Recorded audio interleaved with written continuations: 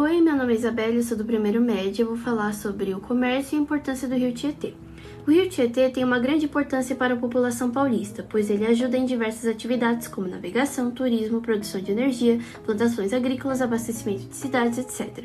Em termos históricos, foi fundamental para a conquista do interior brasileiro, por servir de acesso para áreas mais distantes do litoral. Também serviu de grande ajuda para o desenvolvimento econômico de São Paulo, principalmente para a produção de café, onde suas águas eram utilizadas para irrigação.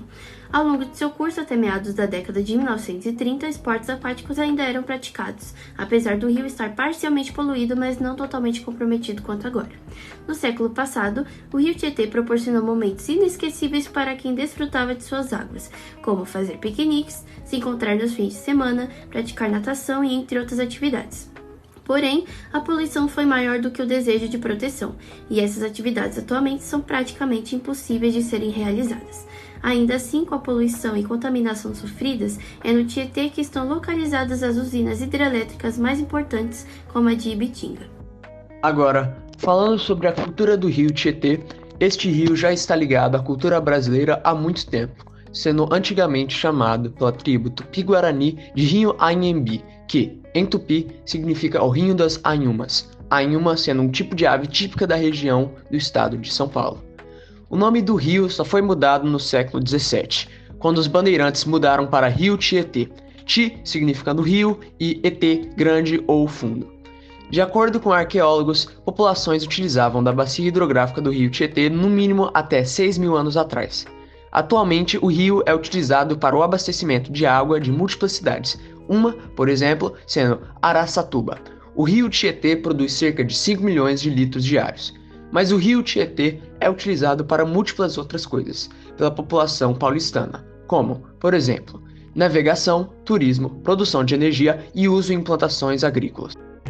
Um dos principais problemas ambientais no rio Tietê é o aumento da população e também das indústrias que fazem com que o rio seja poluído por conta dos dejetos produzidos por elas.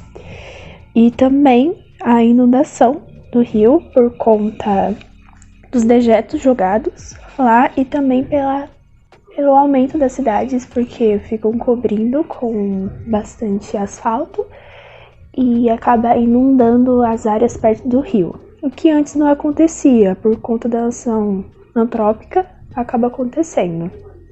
E também, lembrando que todos esses lixos são despejados de forma irregular no rio.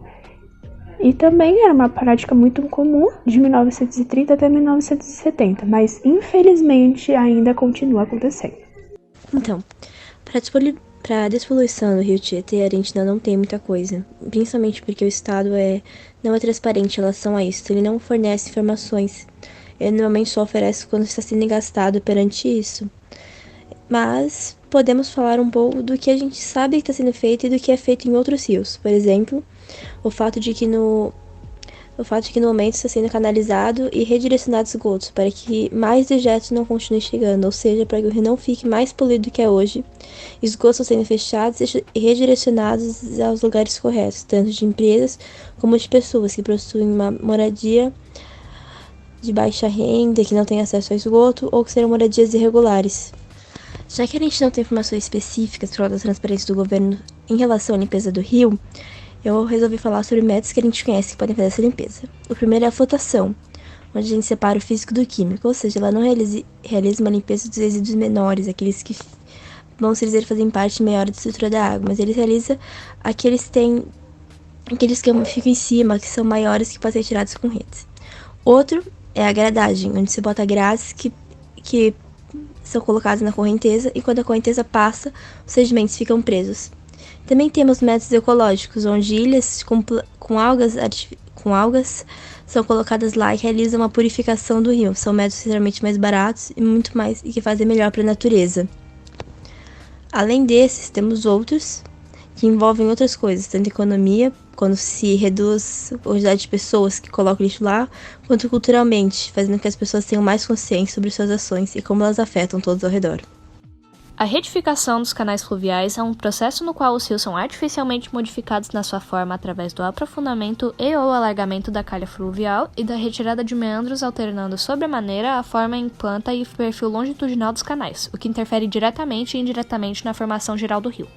A primeira menção seguinte à retificação do rio Tietê, ou de parte dele, teria ocorrido em 1887, com a revisão das propostas pelo engenheiro Luiz Bianchi Bertoldi. Desde a década de 1870, as várzeas do rio Tietê e Pinheiros, que eram consideradas terrenos para a construção, começaram a ser vistas como área de potencial para a urbanização.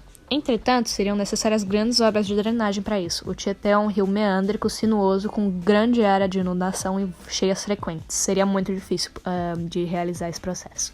Por isso que tiveram muitos estudos a respeito e demorou muito para a retificação do rio realmente acontecer. Somando-se à demanda por áreas de expansão urbana, havia também problemas graves de saneamento a solucionar. Ainda que o principal motivo para a ocupação da várzea fosse a expansão urbana, a justificativa mais frequente para a retificação do rio era a prevenção de eventos epidêmicos que ocorriam repetidamente, como a varíola, morfeia, febre amarela, cólera, tuberculose, peste bubônica e a gripe espanhola que tinha atingido a cidade em 1918. Ah, entendi. É bem interessante, ó. São de arte esses.